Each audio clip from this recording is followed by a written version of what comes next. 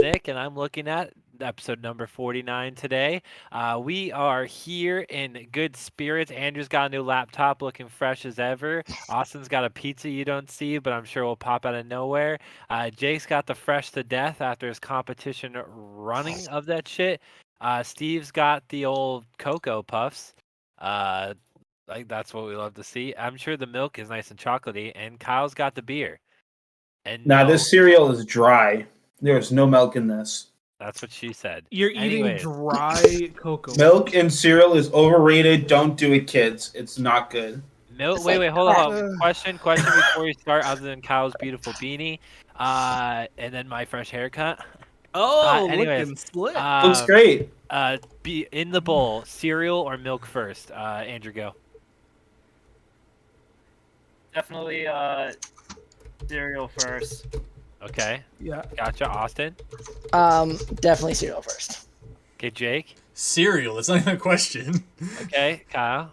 If you do milk first, you should be on a serial killer watch list. Yes. Okay, that's a little harsh. No, Guys, that's this true. just in, Kyle is on a serial killer. Steve, go ahead. You have what thoughts? Cereal is better without milk, but I'm gonna put in something in it. Let's go with orange juice. What? So he is actually the Actually, one on the serial I killer ha- list. no, Yeah, no, that's no, serial killer watch No, list no. material. I have done orange juice in my cereal before. I have done it once. What and is it wasn't- wrong Hey, with they you? are- I have. What is You're wrong texting me with you? Why? On the Whoa. serial killer watch list. So, Okay, here you milk go. in a bowl or milk? I mean, cereal and milk in a bowl or cereal and milk in a bag? What We're the? not Oh, are you kidding me?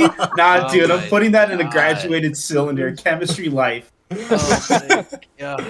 Dude, okay. Why? Why do you do this The to me? answer is Guys, welcome to cereal the first, podcast. although I did debate on just pushing the narrative that I put my milk first, but I decided Bro. not to. The answer is cereal first. There's no other right answer. Moving on from our, I guess, random topic of the day. I'm sure more of those will come up. We had a great week in football. Some news in hockey. Basketball's been kind of boring in general. It's just been basketball. Like, there's been no special fun stuff. Yeah. With the Basketball yum and sauce. Yes. LeBron's we coming can up on. LeBron's coming up, but that'll be next week or the week after. We have the All-Star game coming up in a couple weeks, don't we? Yes, Mhm. and we will talk about the LeBron stuff briefly if we want to, or did you already do an episode on that, Jake? No, I think we should wait until after he passes. Because it's gonna be soon. It's gonna be in like 2 weeks. We're gonna talk about something else LeBron related. Okay. Anyways, and then the last piece, Is the he MLB. I don't really know about anything that went on other than the Red Sox officially parted ways with. Why can't I remember his name in the moment?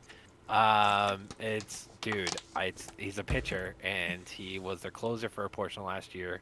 Why is he skipping my mind? Clearly, it doesn't matter that badly. No, it does. It does matter. Clearly Anyways, not.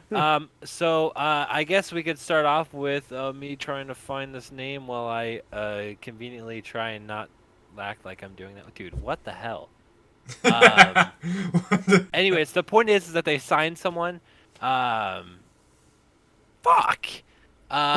Dude, Bro, dude, I'm losing. People. Dude, Wow. why is it so hard to find one name? Oh my lord, dude. That's so funny. I just need Nick. Nick, it's No, okay. it's Matt Barnes. Oh, Holy there fuck. we go. Anyways, moving So like on. Jake said, not that important. Fuck you, okay? Not actually though, big love, but I'm mad. Okay. Anyways, dude, I can't wait. Me and Kyle are gonna have the same bedroom for the bachelor party on purpose. Uh-oh. and I can't wait to Here we get go. Oh. little does he know there's some mustard on the way. So moving on. He doesn't know what that means. We're gonna keep it that way. Okay, so talking about actual subjects, we're gonna get what is the thing we'll talk about the least, but is still important to talk about in the sports world: the Australian Open. Now, this might sound a little sexist. I definitely don't mean it to. I do not know who won the women's singles. I do know who won the men's singles because it's one of the three best tennis men players in the last 10 years that we already talked about on our top 10 list. Djokovic, right? He Yes. went off after Federer fell out in the second round and Nadal fell out in the Not third round. Federer. Federer did not play. I could have sworn he fell out in the second round. I know Nadal fell in the third round. Yes, Nadal Um, did. Andy Murray played and was out, but I'm pretty sure Federer did not play. Oh, we one gotta look it second. up again. Yes, no, but this will be Lord. quicker. So actually, I have the winner for the women's as well because It was actually I forgot. Arnia. Yeah, is it Arena? Arena I actually Sabalenka? saw her play against. I actually saw her play. It was actually saw the final. I was at an Irish pub this weekend, and I actually saw her play. And I believe it was like you have to win 6 games per round in order to win, What? and No, Steven. or something like that. I mean, Okay. Mm. Hold on, because Steve apparently doesn't know Hold how on. tennis works. It's okay. you're not. Well, you're I not play entirely Switch wrong. tennis. I know what you're talking about. Game. There are games, sets, and matches in tennis. All right. So the game is the through 15. So you got 0 to 40 love. That's your game. All right. With it's not necessarily get to 6 points and you win. That is like the generic standard, but you have to also win by 2. So women's tennis is a little bit different than men's tennis because men's tennis does a playoff if they hit to 6. So if it's, let's say Djokovic, for some reason, it didn't happen in the finals because Djokovic absolutely slapped Cespedes, absolutely smacked him around in the final. Cespedes? Not Cespedes, Tsitsipas. Sorry, I don't know why I was thinking of Joanna Cespedes for a second, but that's apparently where my mind went. But anyway, Just keep going. Stefanos yes. Tsitsipas. Keep talking, Kyle. So with men's tennis, you have to get 6 and then win the playoff. So it's a little bit different. But so Steve, Yes. you're not entirely wrong. And I know where my brain Anyway. went here. So Nadal was actually on the second round, and the guy who beat him, the American McDonald, proceeded to be out in the third round. So I know where my brain was there. But Nadal being on the second round was pretty crazy. But Djokovic had one of the more dominant tennis weekends or weeks, or I know it's quite a long time, where I'm pretty sure he didn't lose very many. He might not have lost a full set, to be frank, or a full game. He didn't lose a. Well, he lost a couple sets, but not many. He didn't. Yeah. He didn't in the finals. Or He the swept- semifinals. He swept in the finals. He swept in the finals. He swept in the semifinals. But anyways, he had a very dominant tournament. He also swept in the quarterfinals. Man So doesn't he was- lose. Very dominant. He also swept in the second round. Dude. Did he sweep all of it? Did he sweep That's it? what I'm thinking. I'm trying to check the last one here that I'm not missing. The first round. If he lost some in the first round, I'm losing full for him. Well, when I saw Arena play this weekend, she was in the final round. She was down like 40-0, 40-15 twice, and both times pretty much reverse swept and came back. And then at one point, they went to, I believe it was 5 or 6 deuces back and forth, and in the final round, like it was intense between the two of them. It was very close. Sabalenka is definitely one of the up and coming stars of women's tennis. She definitely will be dominant for the next few years.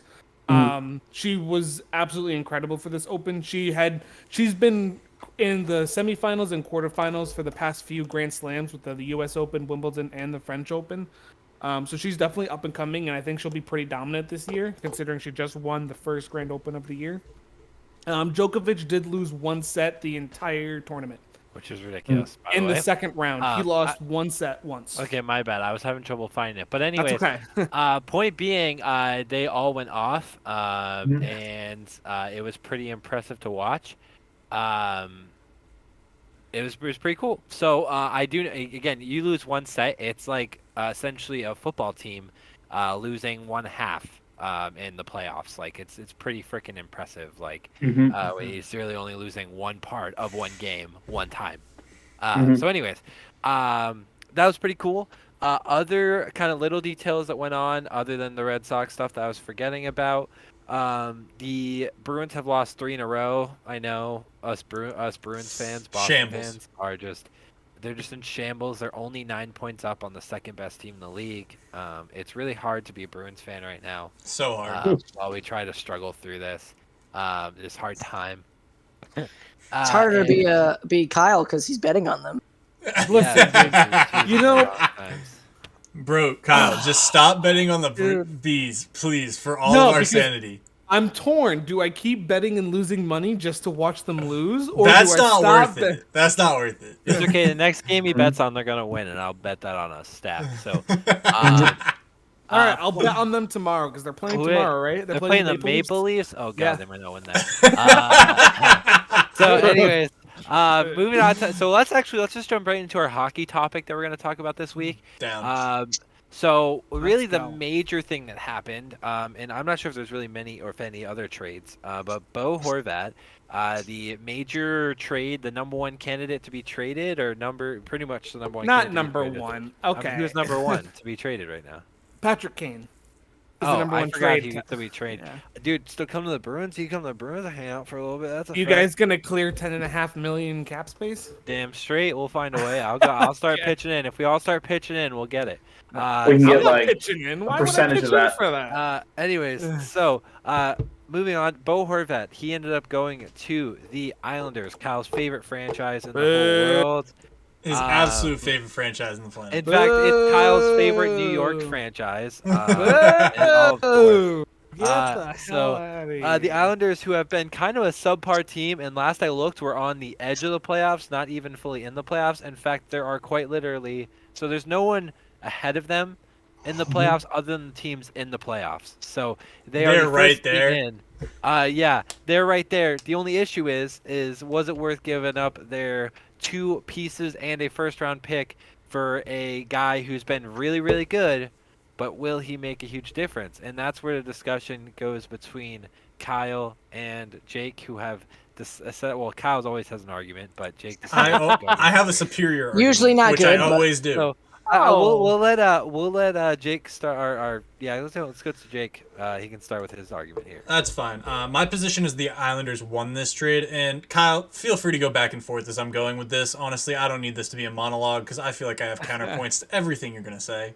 First I'll first take and that, foremost, man. this is a team that's buying. They're on the brink of a playoff push, and honestly, this was the right move to improve their roster immediately. It's not though. Okay. It is. It's not It because you are is. immediately buying a position you do not need. It It is a waste of a solidifies position. it solidifies their center position. He's the top center on gives the them- roster, and it rounds out their first line. Brings them Except he- chemistry. listen, so the minute but that it- he gets into Chemistry? Yes. What chemistry? No The one on this minute team he- has played with the him. minute he gets Oh. integrated with this team, it's gonna go nuts. I guarantee you. No. This team is gonna make a playoff push because of this trade. Okay. Do you yield to me before I interrupt you Yeah, go anymore? for it. Go for it. Okay.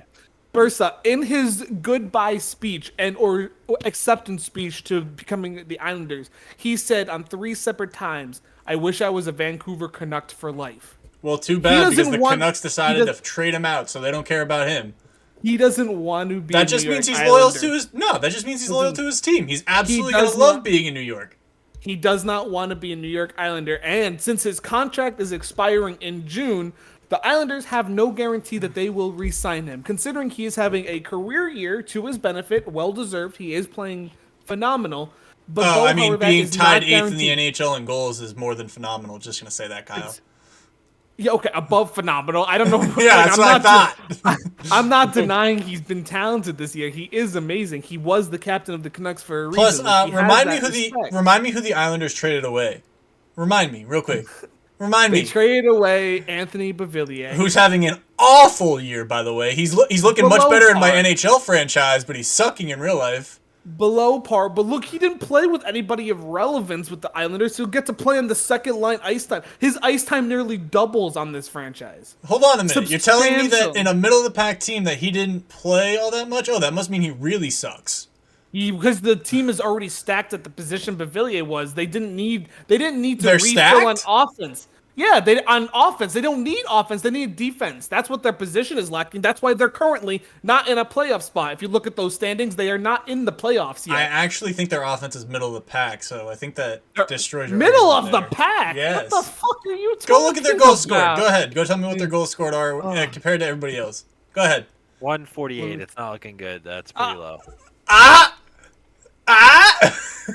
Anyway, I hate to tell you, it's not, besides but for that reason, they need more offense. Kyle. Exactly, Awesome. Nick! I feel like I haven't even. But listen, The Islanders don't need a center. They already have 6 centers. Now they added 6 centers on the team. So yeah, they may have solidified. Yeah, but their they got center the position. best one Just now. replace the whole team. It sucks. It was not the best center available. First He's- off, that is not true. He But is the he may best be the center best on that one. team right now. Matthew Barzal is miles better than Bo Horvat is and ever Is he having was. a better? Is he having a better year than Hobart right now? No, but he should That's be. the. But That's look, what the fuck I thought, Kyle. Matthew Barzal is miles better than Bo Horvat I would ever say is. miles. Also, Let's let me say remind miles. let me remind you what It the is miles. no. Let me remind you what the Islanders trade. They traded Beauvillier, who's having an awful year. Beauvillier. Beauvillier, sorry. Atu Rate, who's a decent minor AHL player. It's not like he's turning into a star anytime soon. And a conditional first-round pick that protects the Islanders if this ends up backfiring in their face and they have a top 12 pick. So honestly, they gave up practically nothing. Practically nothing. Practically Okay. nothing. Flag. No. Okay. Hold on. Practically nothing. No, They it's upgraded If the they're center. not going to play, come on. No, they You're not- upgraded in play the just center. like the refs. They I'm out. upgraded I'm out. the center position. I'm out. No. Jake. Listen. Jake, let me Listen. say my piece. Let me say my piece. Go Let ahead. me say my piece. Go ahead. First up, you say they traded nothing. Anthony Beauvillier had had a career season last year. He's not a nobody on this roster for the Canucks now. And he is getting benefited new ice time on a new position. I'm sure with due time, if he grows, he'll be putting up record goals playing with JT Miller and Connor Garland as his projected line mates according to Daily Faceoff. Second, Atu Rate was either a first or second round pick. I can't remember off the top of my head. Second round pick, I have it up. Second round pick from 2021, I believe, is what it was. Yes. So he's not not a nobody. That's a top prospect that the Islanders were developing in their franchise that is now going to develop for the Canucks. So again, not a nobody that they're giving up. And that first round pick that they are trading away, it's not like it doesn't become a first round pick if they miss the playoffs this year. This what the Islanders traded is hell bent on Bo Horvat re-signing with this franchise. If he does re-sign with the franchise, at best this trade would be a wash. No, I think that is the at the best very case least, scenario. this deal is a wash right now. And it's in the Islanders' favor, Kyle. I've already told It you. isn't- Plus, listen, on the okay. added addition to that, the Canucks retain 25% of his remaining salary. So The salary ends this year. It It's doesn't not like It's matter. a substantial. It's not like It's it's enough. a substantial. The Canucks are not buying. They're selling anyway. They don't need salary cap at the moment. They could care less considering it's less than a year, Jake. and the Islanders are buying, trying to make a 25 playoff push. The Islanders But won they're this not in trade. it. They're better Jake, now than they Jake, were yesterday. Jake, the Canucks, listen to me. The Canucks do not need that 25%, which is not even $1.5 million to them. Considering Actually, that it's $1.5 $1.5 million per year. That's exactly Okay. what it is. per year, so it's till June. $1.5 million they have to hold up. They have to pay. They have to pay Paul Horvat himself till June. Then that money they owe him doesn't matter. It's gone. All right, doesn't matter. That first overall pick, whether or not if the Islanders miss the playoffs this year, if they're still between 13th and 17th overall pick, they still got to give that pick to the Canucks this year. Yeah. And if they just so happen to be awful and miss the playoffs even more by a larger amount, and it's top Most likely. protected, that means the Islanders failed in their goal, which you say is to make a push to make the playoffs. Yeah, but So if they fail, they got but if 12. They got the fail- conditional top 12. That's fine. But they still have. But they then have to give up a pick next year. And if they do not sign Bo Horvat this year, then they not only have to give up a first round pick next year, regardless of anything, they have to give that first round pick up anyway, Kyle. and they lose out on Bo Horvat. Kyle. So not only hold on, Jake, hold on. Not only do they give up Anthony Beauvillier, who is a top Shitty. six player Shitty. for the team. They give up Atu Ratu, who's a top 2 prospect for the team. They have to give up a first round pick, and they are not Conditional. guaranteed to sign Bo Horvat. If they sign Bo Horvat in the next week, all right, I'll have an argument with you that the Islanders may have won this trade. Until they sign Bo Horvat, until there is proof that they will guaranteed make the playoffs, which they is not right now, the Canucks won this trade by Okay, miles. Kyle, who would you rather have right now, Bo Horvat or Anthony Beauvillier?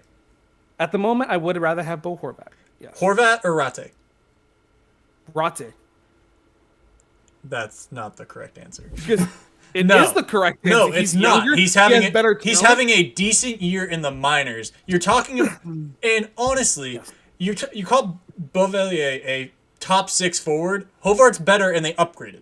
I do not like. They upgrade a position they did not need, Jake. They threw Every in a upgrade random is an position. upgrade. No, Every that upgrade not- is an upgrade. No. Yes. If you had Tom Brady, then all of a sudden you also drafted Patrick Mahomes and Justin Herbert. Is that really upgrading at the quarterback position when you're wasting No, talent? because it's not No. Trubisky. If you're not upgrading at the right position, you're also, not hold on a upgrading. minute. Hold on a minute. What? You're comparing anybody in this trade to Tom Brady and or Patrick Mahomes is fucking asinine. Don't even try that. That is apples to oranges, bro. I was trying to prepare. I was trying to use analogies for positions so Austin and Steve can understand what the fuck I'm talking about. Because Austin and Steve look absolutely clueless right now, and I'm trying because they don't to help them hockey. understand. It doesn't matter. I'm trying to help them understand what is Also, happening. No, I don't know Kyle, much about they are hockey, the- Kyle, but I doubt we're talking about Tom Brady or Patrick Mahomes. In the immediate future, I know that's Austin Matthews. right now, you would rather have Bo Horvat than any one of these dudes on your team right now if No. you're trying to make a playoff push. I would Yes. absolutely. If I'm Right trying to now, make a this playoff push, year. sure, but that's what they're trying to do. But the Islanders aren't in a playoff spot. The Islanders will not They're make the literally playoffs. 2 points out. They will not make with this trade. This trade makes them worse overall. It doesn't. It does. It They does. just got better. They It upgraded. does. They No, had the they guy. did not. They just added No, the guy they who's didn't. 8th in goals in the NHL, and you're telling me they Yes, but he's downgraded? playing with That is he's playing with absolutely people who insanity. can't get him the puck. He's playing with people who will not pass to him. Also, Bo Horvat's How do shot you know percentage. Because How do he's you know playing that? with two people. He's playing with two people who do not pass the puck. Brock Nelson is known for his goal scoring, and Matthew Barzal is also known for goal scoring. Neither one of them. Wonderful. Are They can all playmakers. score. It's gonna be Who's wonderful. passing the puck, Jake? They're great Who's, at scoring. It doesn't matter. Who's at giving this them point- the puck? How about this? At this point, let's secede to the fact that we're gonna have to give a grade to this trade in just a couple of months or a few months, and that you could both be right. Or you could If the both be wrong. Islanders make the playoffs, this is an A trade. yes. But if they make the playoffs, it is not an A trade because they still have to give up a first overall pick, and they're not guaranteed to Maybe. sign Bo Horvat. It is only a win for the Islanders if they re-sign Bo Horvat. If they do not re-sign him, it is a lost trade by miles. No, it's an A if they make the playoffs. That's what they're trying to do. And if they make the playoffs, I don't see Horvat not signing. So He doesn't want to be there. He's coming to just because because he wants to be in Vancouver doesn't mean that he's not going to sign with the Islanders. The Canucks just traded him away like he meant nothing to them. Yeah, but you know where I want him not- in the Bruins. So He's not going to. I also want him on the Bruins. Okay, but- so anyways, Kyle, I've been sitting here looking at you, and I'm like, it's real tough of you to come into that argument wearing the Islanders colors. I am wearing a Knicks jersey for I the don't record. see Knicks anywhere. All I see is New York. Obi I see one. I see many Knicks. There's one on the screen right here. Hey, me and the same. Right? Y'all are You guys funny, go Burr, boys. and we're gonna go Burr past the subject. Point being, we're gonna check what Our the hell watches. happens later. Yeah, sorry, I got a text. Okay, we're gonna move on to our next subject.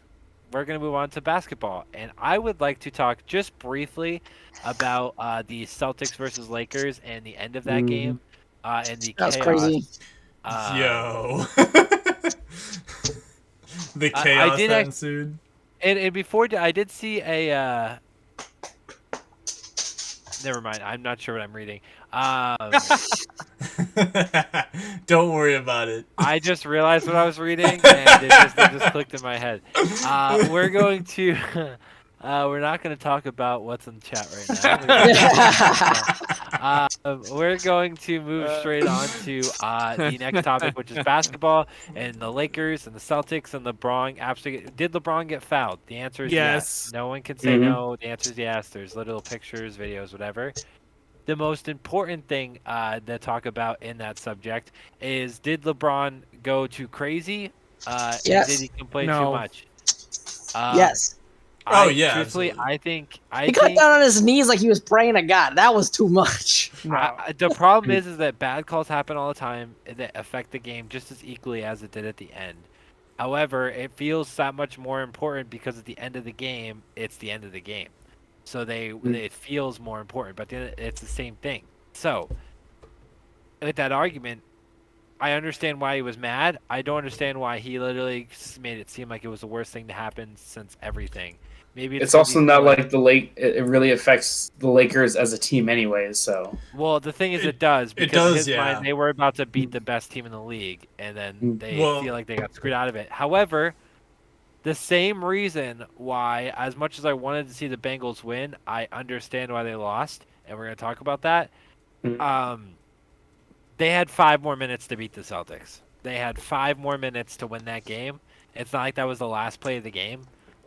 It went to overtime, and the Lakers got smoked in overtime. So at the end of the day, like just like Joe Burrow threw 2 interceptions and they got screwed over, like the refs didn't make him throw 2 interceptions. So at the end of the day, that's 100% on. We'll get to that, Nick. LeBron. So Yeah. yes, we're gonna get there. So I don't. I think he overreacted, but I Yeah. understand why he reacted. I do have Yeah. comments on this.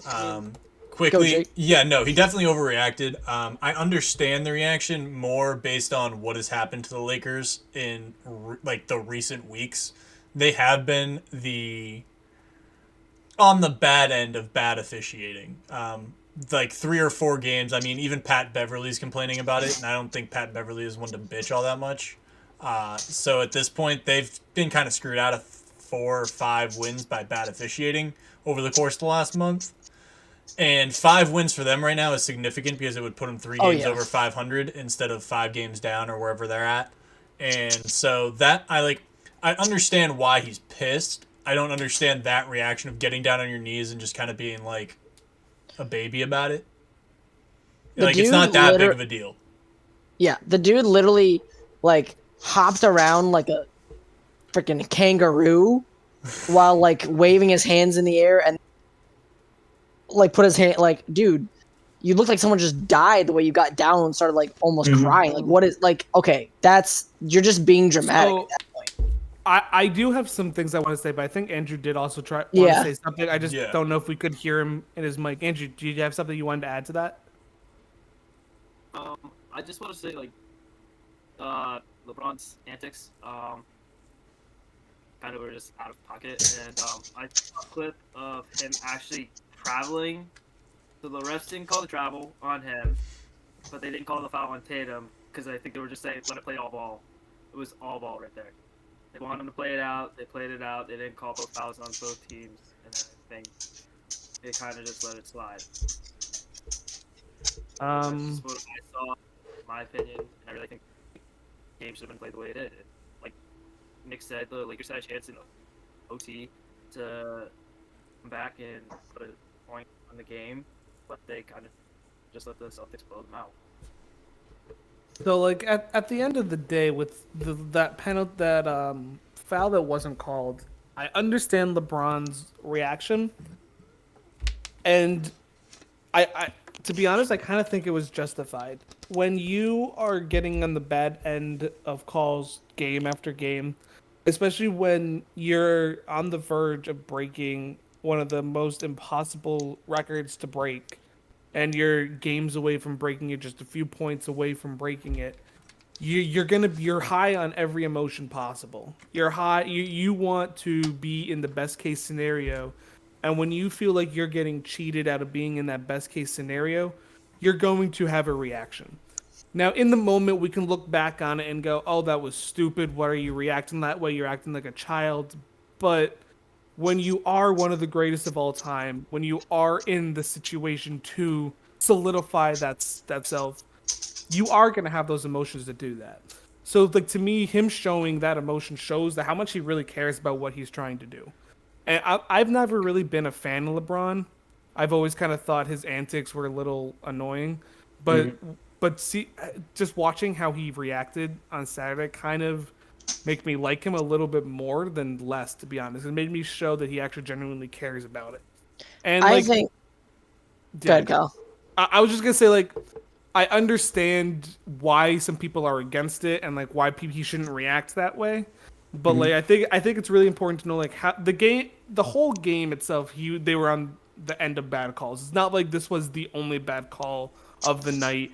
And yes, they did have a chance to win in overtime. Like, I'm not even talking about their chance to win. Like, they obviously had a chance to come back and play. and win the rest of the game. I'm just talking about LeBron's sole reaction to in that one moment. I just think he was showing as much passion as he felt he could show at that one moment. Only thing that I think. Go ahead, Steve. I mean, I think also too looking at. I mean, when you're in the heat of it as well, I think no matter what, being on the receiving end of a no call or a bad call, you can also look at that game and just think, I'm sure there's a foul that they miss every single game that happens. These are refs. These are people. They are making mistakes. I mean, it's really. I mean, there never is like a rigged thing. It's just somebody messed up. That's all that it is.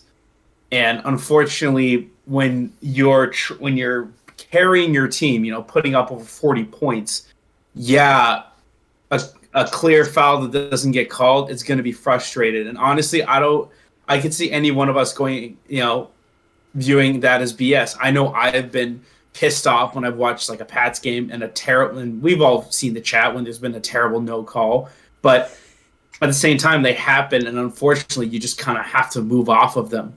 And that's all that LeBron can do. But I get why he was so pissed off, because it was pretty clear he got his hand slapped. But, I mean, it's just they made a mistake, and unfortunately LeBron had to suffer from it. That's really all that happened. I think it's part of the reason he's even more upset is because Tatum just had it on the other end. I think that's part of it. He saw that Tatum got it, and they probably disagree whether or not he got fouled, and then they go the other way, and they don't get it. My thing is the fact that is not. I've never seen LeBron act that dramatic. Not even the finals when JR didn't throw the shot up or pass out to anybody, just dribbled the clock out. Like he literally just stood there like this, like looking at him, like, "What are you doing?" And then he walked away. You tell me that this moment's bigger than that moment? So that's why I'm saying it's out of pocket. It makes no sense. I've never seen him be that dramatic about it and going down on his knees. Look, you can run around and be mad, like jump like he first did when he's like, dude, hit me on the hand or wrist or whatever, and like yell at the refs or like just like kind of go up and be like, what do you mean? How do you not see that? That's different. It's the fact that he then runs around in the middle of the court, gets down on his knees, he's like, oh my gosh, like I just died or something happened. Like dude, it's not that big of a moment, especially considering it's tied. It's not like you lost and it's not even a finals game. That's my only thing about that is why do you go that far? So I think he plays things. I think he knows it's entertainment. Honestly, like I'm not saying that was going through his head necessarily there, but I think LeBron knows he's entertaining people at the same time. So I think he does stuff to be an entertainer at this stage of his career. Just not like obviously he's still a basketball player, but it was it's the most we've seen anybody react in like a long time. I feel like we've seen a lot of reactions, but that was like the most we've seen a lot, especially by a big star in like forever. So it was a bit. You also look at too like the Lakers are. For the last 2 years have not been performing to their high standards since they won the NBA Finals in the bubble. So, I mean, I think a lot of this on LeBron because there's always pressure on LeBron. You're looking at now, the Lakers are still realistically a disappointing team.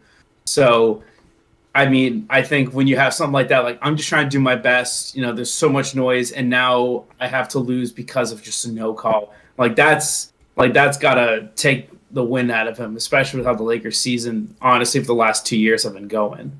Yeah. So we don't talk about much more. It was a tough situation. Look, as a Celtics fan, at the end of the day, like we know he got fouled. The problem is that there was probably 5 other calls in that game that could have gone both ways that weren't called or were called or whatever on both sides. So it just seems extreme because it was at the end of the game. So we'll move on from that, and we're going to move to our biggest subject of the day. So there are 2 things going on in the NFL, right? There's obviously the big one, the playoffs, the Super Bowl in a week and a half, the Pro Bowl this weekend. We have some interesting opinions on the Pro Bowl in this group. And their quarterbacks. We also had the stuff that happened quite literally today, which we're going to start with that. Yeah. So today, 2 teams announced their official head coaches for this upcoming year. That was the first off, and his name is going to escape me, for the Houston Texans. DeMeco Ryans. DeMeco Ryans, who was previously on the Texans, right? I think that's the whole point. He played for the Texans, yeah. He was the 49ers defensive coordinator. 49ers defensive coordinator for what, a top 5 defense this year, maybe a top 3 defense this year. So definitely Reminds me a lot of Robert Saleh or Saleh. Salah. In his sort of situation, although he didn't have the greatest year in the world with the Jets, like it looked pretty good for what he had with Zach Wilson and whatnot. So, Yeah, honestly, this is a defensive coach. Honestly, after the first year, I thought Robert Saleh hire might be a bust. After this year, I'm convinced that he's going to be a good coach for a while. Honestly, If he didn't have Russell Wilson, if he didn't have Zach Wilson, he'd have been in. they would have been in the playoffs. If they had started Mike White the entire year, they're probably in the playoffs. Or even if he doesn't get hurt. I don't know about that one. Jay. No, I do. Patriots were not going to let that happen. The thing about the Texans is that the Texans have a very young team that has a lot to figure out, and their best pieces are probably Giraffe neck, Davis Mills. Honestly, Derek Stingley Jr. is probably one of the better ones on the back end of that Yep. defense. Yeah, They've like, got a couple like of their pieces. best. Like if their defense is good, they're gonna play similar to what the Jets played, which is like a middle of the pack team. You win a bunch of games because your defense just smokes them. You never really destroy anyone, but like you just win because you're scoring 21 points, 24 points a game. So that's kind of situated the Texans. However, the bigger signing, and what will likely, it wouldn't make much sense if it doesn't happen, which will likely be the biggest. We were talking last year about how the AFC West was going to be the biggest fight of the year, the 4 best teams. Obviously, Las Vegas turned out to be a big bust. As of right now, I don't see that going any other way. Unless some crazy stuff happens, Tom Brady joins, whatever, even then, they're going to be the 4th best team next year because Sean Payton went to the Broncos. And if there's a single coach that is not still on their best team, i.e. Andy Reid and Bill Belichick, that can literally will a team to the playoffs with a clear non-talent issue, it is Sean Payton. Oh, yeah. So, I don't know if Jake will agree with me on this. I think because we saw after they fired Nathaniel Hackett. Thank you, Nathaniel Hackett. I wanted to say Nick Sirianni. I was like, that's the wrong coach. He's in the Super Bowl. When Nathaniel Hackett got fired, you saw the Russell Wilson we all knew. He was a lot better those last 2 games of the season because he was rolling out, moving, throwing. I thought he got fired after the last game of the year. Am I wrong about that? No, he was fired after the season. Or 3 games. No, he was not. He was fired during the season. Yep. I said there was a few interim games. Yeah, exactly. There was like 2 or 3. I think. You're right. It was 2. It was 2. 2. Okay. He started so 4 he and got 11 and got fired. Yep. And so the last 2 games was the interim coach, whatever. They went to a more Russell Wilson styled offense. Nathaniel Hackett decided to do West Coast and make him throw inside the pocket over the middle, which is not Russell Wilson's strength. He didn't do that as much at, Seattle. He was always outside the pocket. Not only he can't see. Right. So the fact, I don't know if Nathaniel Hackett would have been a good coach or not. I think he probably is a decent one, but he tried to force Russell Wilson into something that he's not good at instead of just utilizing him. And I think Sean Payton will do what he always does and utilizes players' strength on offense to get the most out of them. So if Russell Wilson can look like he did even the last 2 games for them all next year, this will be a much different team because they would have been, it was ridiculous. What was it, like 11 and until that time, Nathaniel Hackett got fired, they could have been like 11-3 or whatever it was. 11-4. 11-4, whatever it was. Literally the other way around, or even better because of 1-score games. And mind you, that offense wasn't producing more than like 15 points a game, so it was bad. It was bad. That defense was elite still. Dude, so it made no sense because so exactly what you said, Austin, is exactly my point. Nathaniel Hackett seemed like he was sick of Aaron Rodgers being the sole proprietor of that team and was like, I'm not going to let one person be the person who runs this team and does everything for it. I need the team to be good. And no offense, when you have a star quarterback, no matter how washed or old he might be, you need to adjust your system. You need to let him cook. And they didn't do that. The thing is, Nathaniel Hackett didn't have to adjust the system he had with Aaron Rodgers. Let your quarterback be the best quarterback, and be one of the best quarterbacks in the league. Like, let him cook, and they didn't. They really didn't. And that's Go ahead, Steve. One thing I will say though, against Russell Wilson, one thing that people don't forget as well is Russell Wilson doesn't also have much of the locker room. What people don't realize, because. One thing I never realized is Russell Wilson had his own office separate from everybody in the building. He had his own like special treatment, parking space, chiropractor, massage area. Like he was like, I'm Russ, and I'm just gonna do my own thing. And he had himself separated from the rest of the team. So what think Sean Payton will definitely do, considering he coached guys like Drew Brees throughout his career and led him to a Super Bowl, I think Sean Payton is going to build a really good locker room kind of what's the word I'm thinking of? Chemistry in the locker room. And part of it is Russ is not going to get that special kind of treatment because there were a lot of reports that players were getting sick of it. So I think if you keep Russ with the team and you develop that chemistry, because chemistry matters a ton, especially if you're a team that has to go up against the Chargers, the Raiders, and the Chiefs, everyone needs to be on the same page, including that offensive line, which they have a good starting left tackle, and they need to anchor that line down and protect Russ. Because what was it against the Rams? Like Russ just was sacked constantly throughout that game, and it was a joke to watch. So I think for many reasons, Sean Payton is going to can very much take this team to the next level. I still think this team is potentially a Super Bowl, dark horse because of their coach now to actually get their team in the right spot. Okay.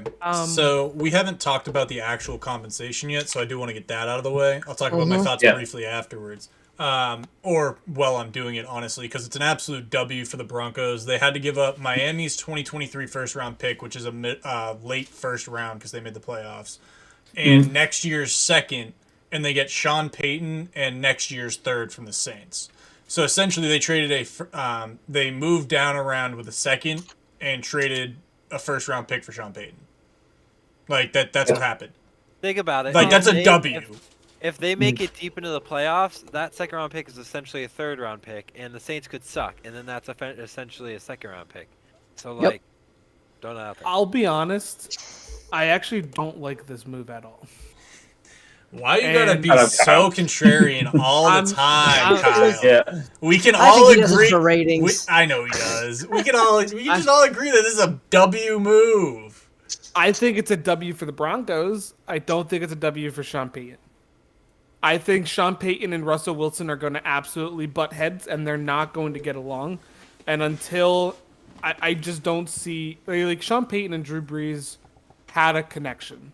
They were a top quarterback coach duo in the NFL, just like Tom Brady was with Belichick, just like Big Ben was with Mike Tomlin, just like Russ was with Pete Carroll. Like there are just certain head coach quarterback combos that you look at. And to me, I just don't see what Sean Payton brings to the team and what Russ brings to the team meshing well. Sean Payton is an excellent coach. He's one of the greatest coaches of all time. Not denying that. The Broncos do have extremely talented pieces. I just don't see this. I just don't see what the Broncos currently have and Sean Payton's expertise meshing well to be what you all think it will be. I could be totally wrong. I have been wrong many, many, many, many times. It happens. It does happen. And, I'm okay with being wrong. It just means I get better for future. But as of right now, as of this moment, I do not see this working out. So, a fun tidbit about the history of the NFL real quick. This is the first head coach we've seen traded in 21 years. Between 1997 and 2002, we saw 3 head coaches traded. That would be Bill Parcells, Bill Belichick, and John Gruden. And since John Gruden got traded in 2002 from the Raiders to the Bucks, we have not seen it since. So appreciate this little tidbit of NFL history.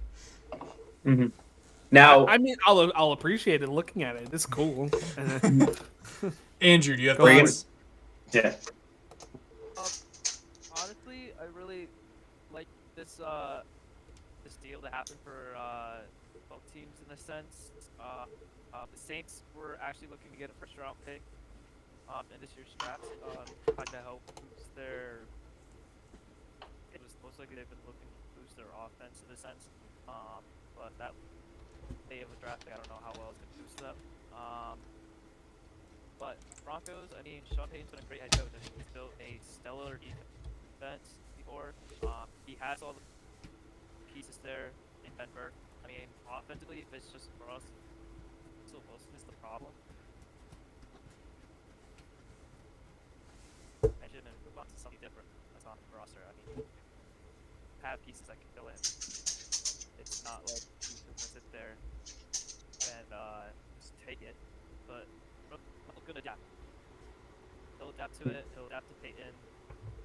And I really think this is just one of the stellar deals that the Broncos were able to get. Yeah, this is a good day for the Broncos for sure. This is a very good day. Now, there's a hire. I don't know if we were talking about this, but actually, I was actually looking around and I found this the other day. So you guys know how the Cowboys fired their offensive coordinator. Bad move, by the way. I like Kellen Moore. Kellen Moore, which was a bad idea by the Cowboys. They should have realistically should move off of Dak, but that's another story. But he was just signed by the Chargers for their offensive coordinator. You know what this man? That's the biggest signing coach-wise for Underrated move, absolutely. In my opinion. You know what Kellen Moore has done in the last 3 years with the Cowboys with, terrible Dak Prescott? They have been top 5 in terms of total offense, in terms of points scored every year in those past 3 years. And what's even funnier, that's with Dak Prescott as your quarterback. So as your running back, by the way, whatever that means. Zeke, a 1.2 yard per carry bust nowadays. And Pollard getting 1 carry. And they went 4-1 with Cooper Rush. I'm not gonna lie to you. to you. I wish Kellen Moore had been fired before we hired Bill O'Brien because I would have loved to have seen Kellen Moore as a Patriot. Let's chill out. Let's not talk crap about Bill. No, don't get me wrong. I'm happy that Bill O'Brien is here. I just would have preferred Kellen Moore. I don't know who I would have preferred, but I'm happy with who we have. I would say Kellen Moore, in my opinion, unless Joe Staley steps on Kellen Moore's toes, there's no excuse why Justin Herbert isn't a top 3 quarterback statistically next year.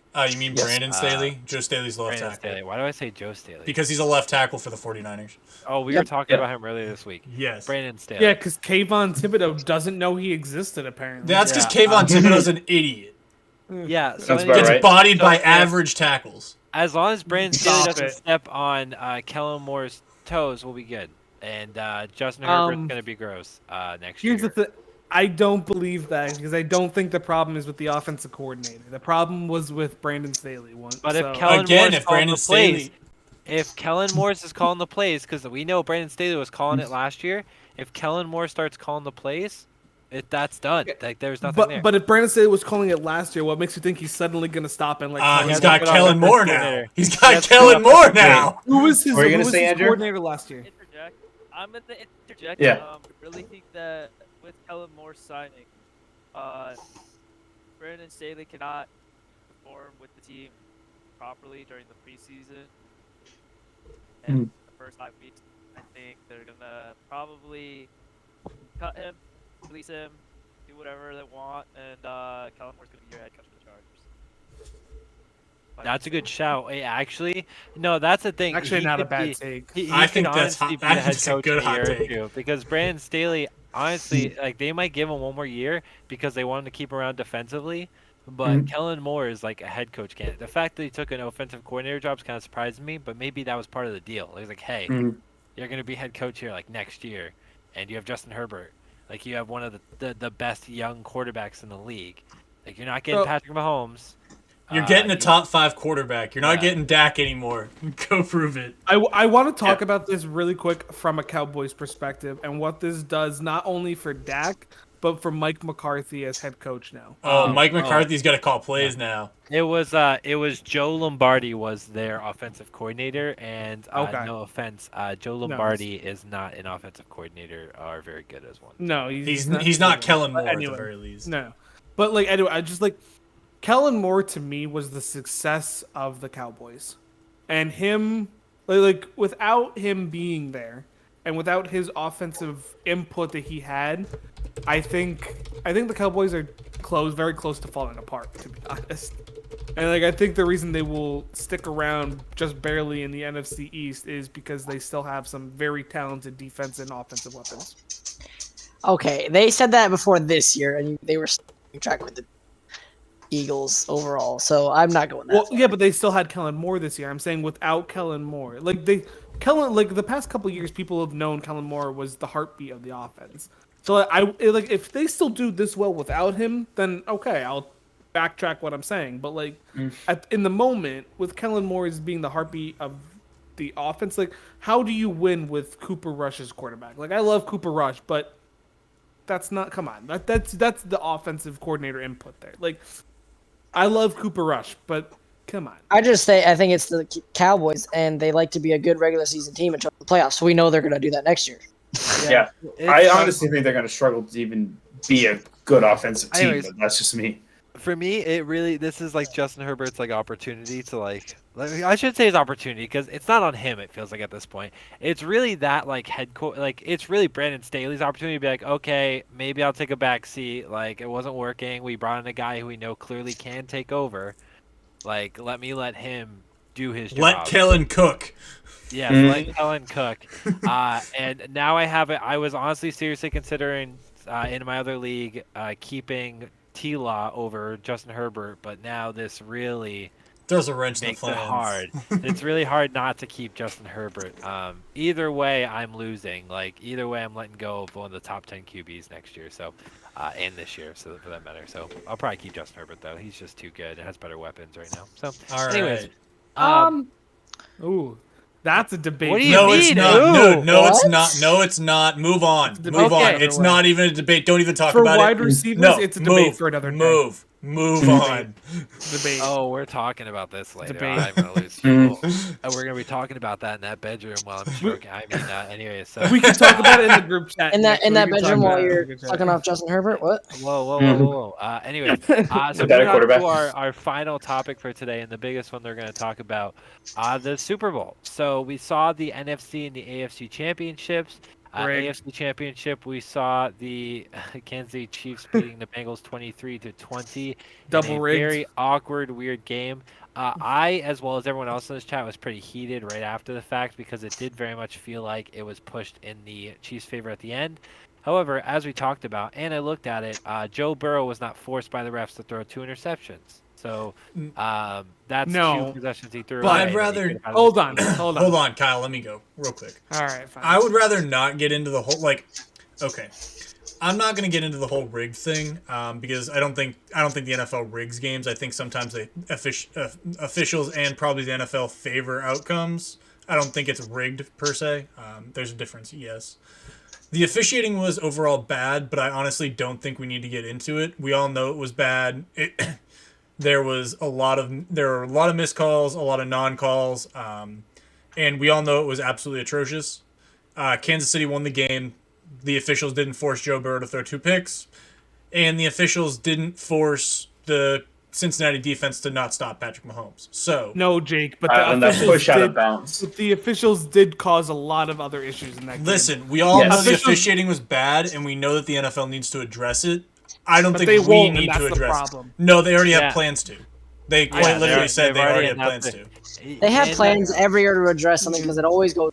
Yes, and the problem is that they're humans. Like humans make mistakes. Like Yeah. there's no way to. That's why really there's prevent that. technology to fix it. The Okay, problem, we talked about this, and this is actually subject for another day because the reason why baseball is trying not to die, and it's the reason why people are super PO'd that in basketball games can stop for 5 to 10 minutes for them to check at a foul, or Here's- what ball went out of Okay. bounds. Like, But it's here's the thing, and I was talking about it briefly with Jake and Nick. If you have an official up in the press box looking at the play, and if they say, hey, you missed something, that doesn't take a commercial break to replay it. It doesn't take time to sit there and was his hand in the right position?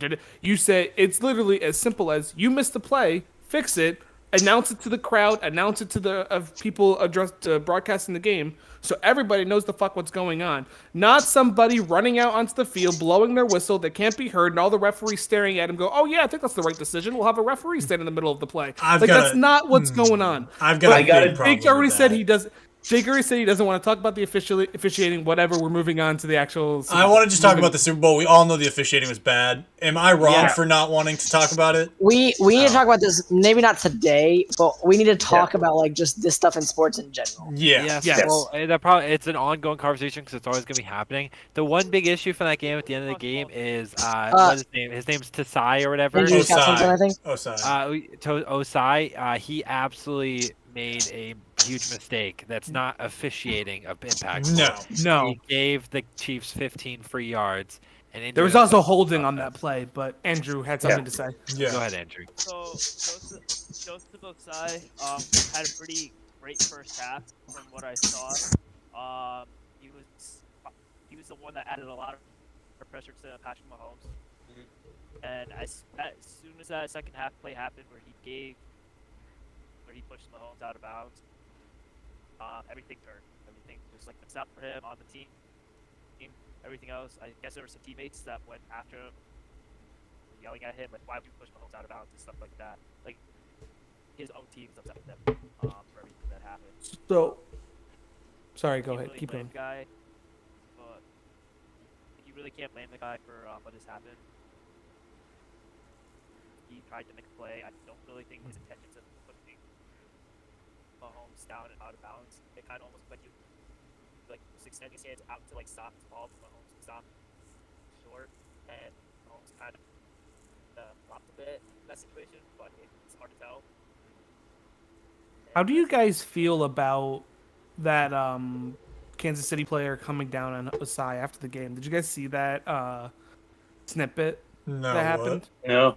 So Osai and the rest of the Bengals were walking to the locker room, and I forgot who it was that was screaming at him, but he was like, "It's the end of the game. Why the fuck you have to talk to fucking quarterback? Like, what the fuck are you doing?" He was like screaming. Yes, it was number 59, I believe. he was like it was another linebacker. Screaming at Osai for the play. And like, to be honest, I fully understand what Osai was doing. Like, you're trying to make sure Mahomes doesn't die for the first down, like quarterbacks do consistently every single play they're rushing for a first down. So like, I understand why the refs made the call. I think it was the right call, but I also understand where Osai was coming from. So I don't think players should be harping on him like that, to be honest. It's just tough. It's a tough moment Yeah. to make such a bold play.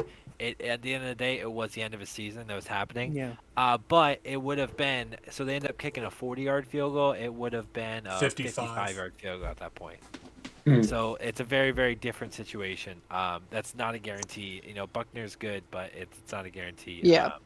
So 40 is like more of a guarantee. It's still not a guarantee, but it's more. But 55 is like tough. Like that's a lot Like more. technically, the one he kicked would have been good from that range, but when you're out there standing and you know it has to go 15 yards, that's a It's a big little difference. different. 40. The pressure on 40 is a lot less than the pressure at 55. You know, Yeah. when you're trying to kick Yeah. it. That's a And now fact. Well, Justin, his 60 or 8 or 66, whatever the hell Justin.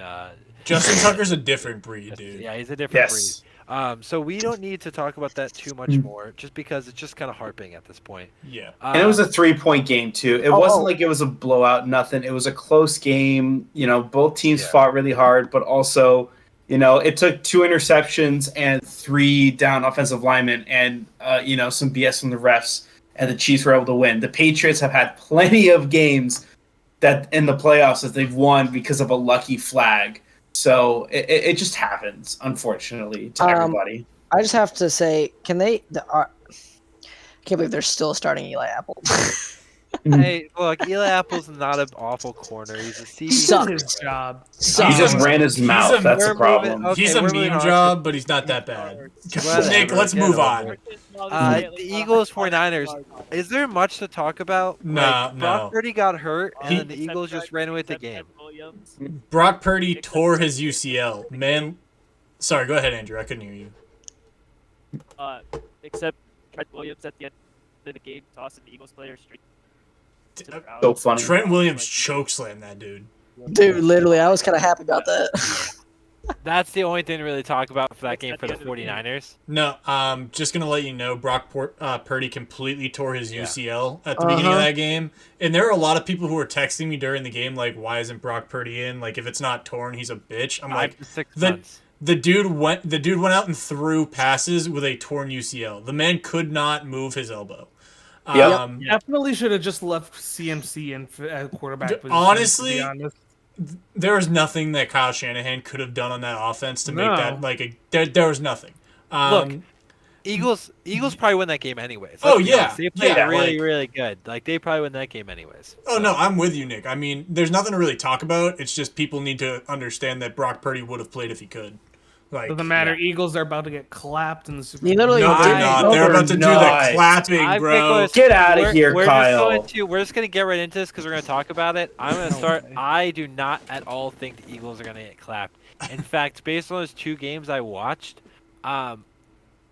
the Chiefs almost lost and Burrow threw 2 interceptions. And I know that Burrow is better than Jalen Hurts, and even with recency bias, he is better than Jalen Hurts. However, Jalen Hurts has not been throwing many interceptions. He doesn't feel the need to throw many interceptions. And the one thing that the Chiefs are going to have to go up against that they haven't really had to go up against very much, if at all, Run and game. it is not only a run game, but a tight end. Yes. Like, they have Travis Kelce, and when was the last time they had to play, like, I don't know, George Kittle or Dallas Goddard or one of these other, like, really good tight ends? They're all in the freaking NFC. Like, That's they a haven't had to fact. play one since Gronk in the Super Bowl, and God knows what happened that game. Like, Yeah. that boy had 2 touchdowns. Like, When he so was for that old reason- and weak. yes, and for that reason, I'm like, okay, like, I'm still going for Boston Scott first overall TD. I was pretty close last time. I was pretty close first to score TD. But Pretty close. point being, the Eagles, I think, I'm going to give my actual prediction, my thoughts, my prediction. I think if the Eagles win the game, I think they win 28-27.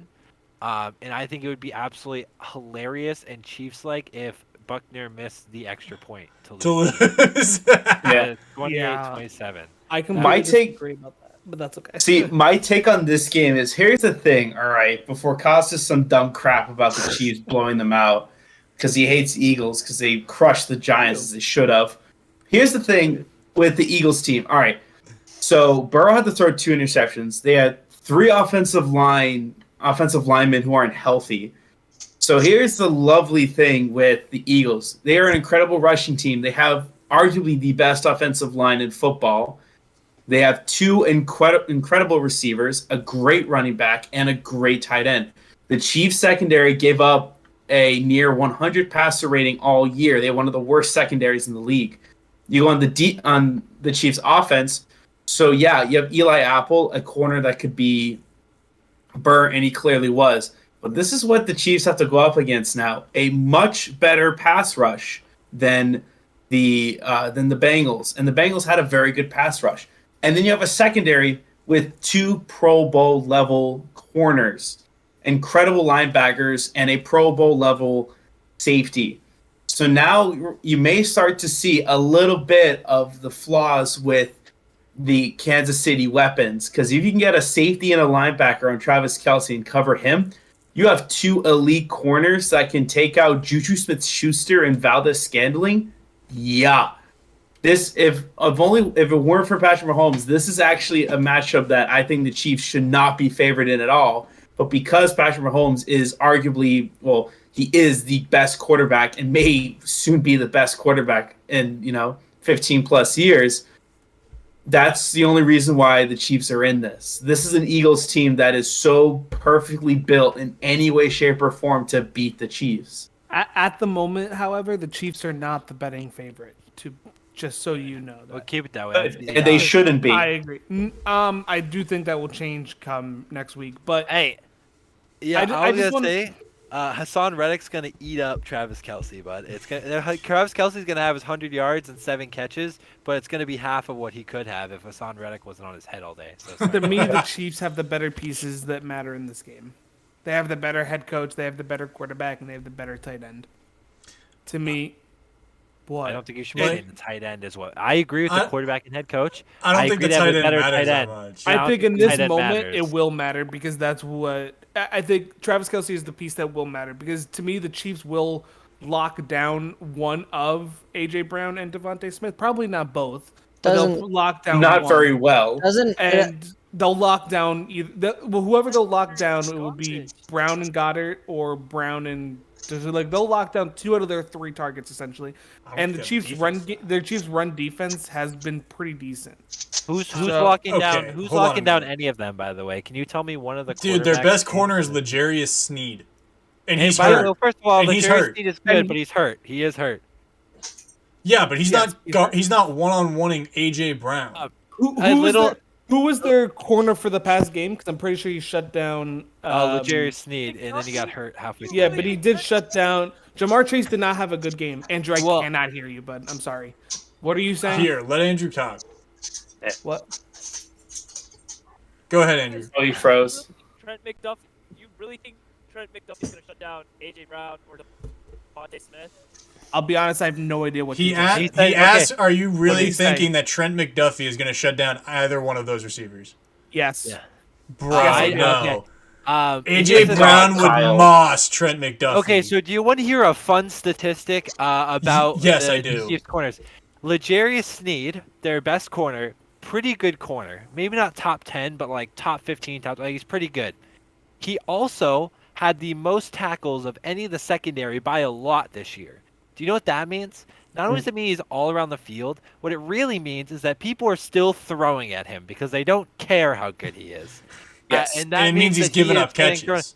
thrown- It means that he's giving up catches a lot. And I'm talking not just like, 5 tackles a game. I'm pretty sure he averaged 9.5 tackles a game. That means at least half of those, probably closer to 7 of those, are going to be thrown at him. And it means he's catching the ball and he's tackling them immediately.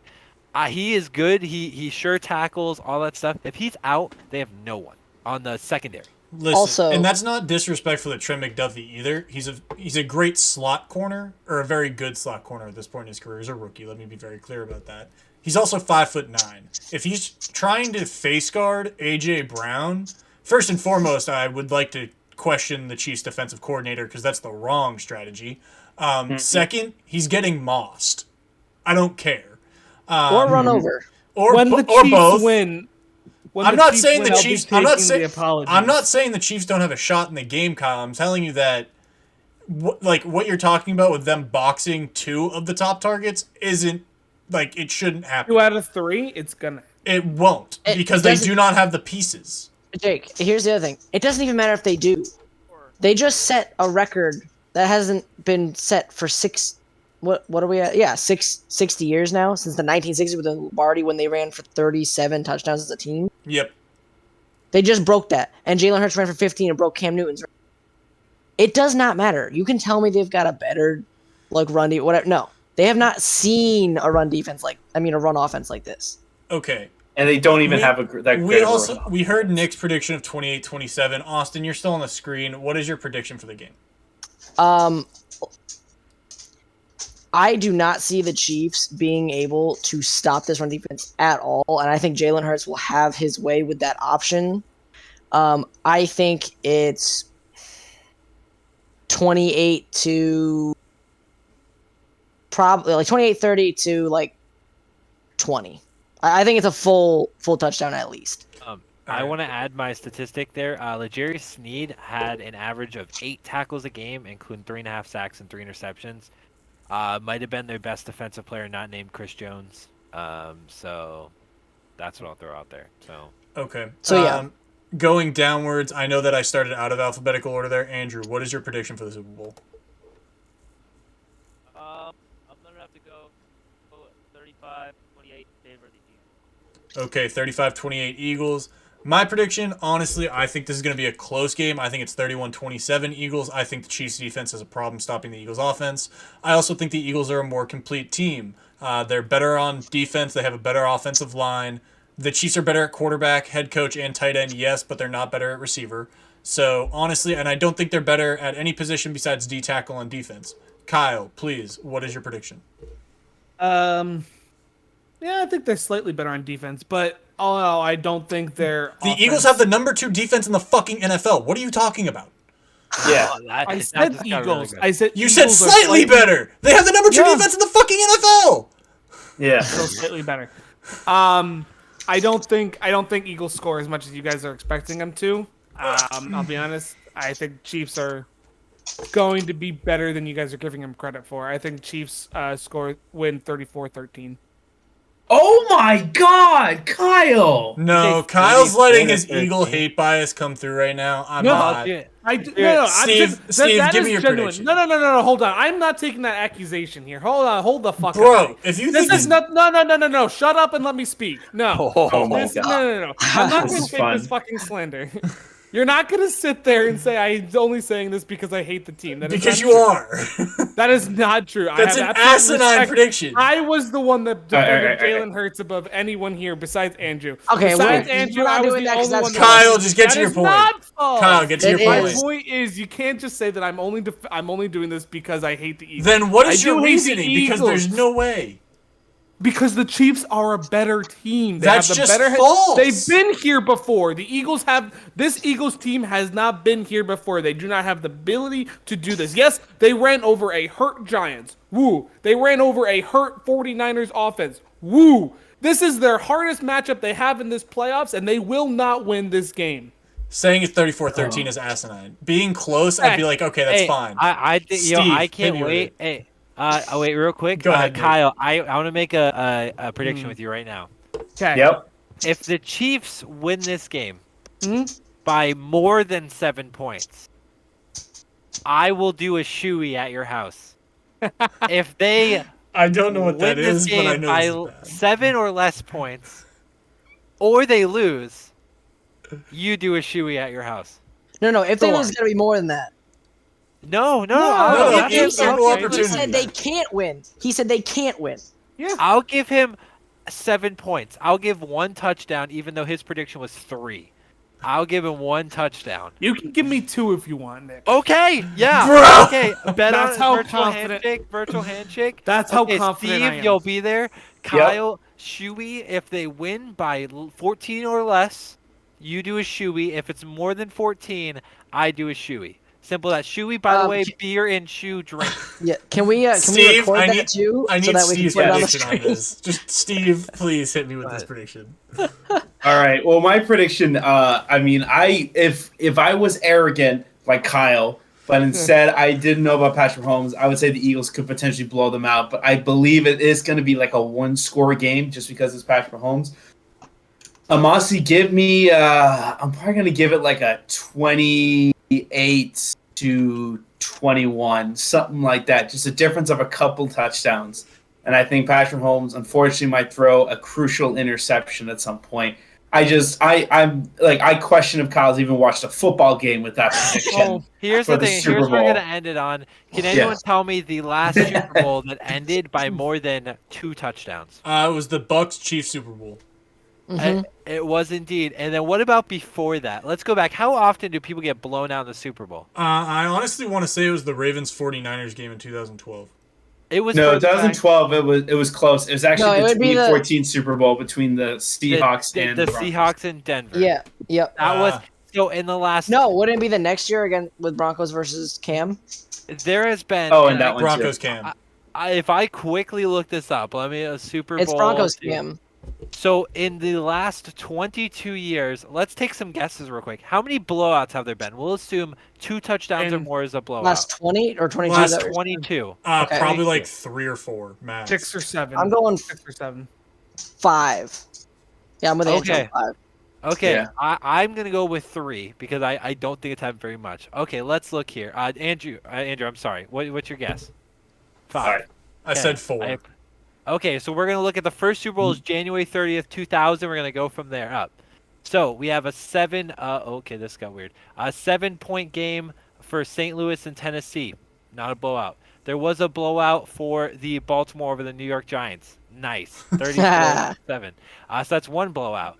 There is New Orleans Patriots beat St. Louis. Not a blowout. Tampa did beat Oakland. That is a blowout, 48-21. So we are at 2 blowouts. Excuse me.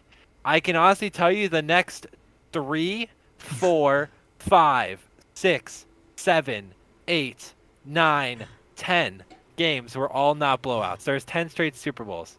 Now you have Seattle and Denver. Blowout. Blowout. And then you have New England, Seattle. That was a close game, obviously. Denver and Carolina was 24-10. We did say 2 touchdowns. That's a blowout.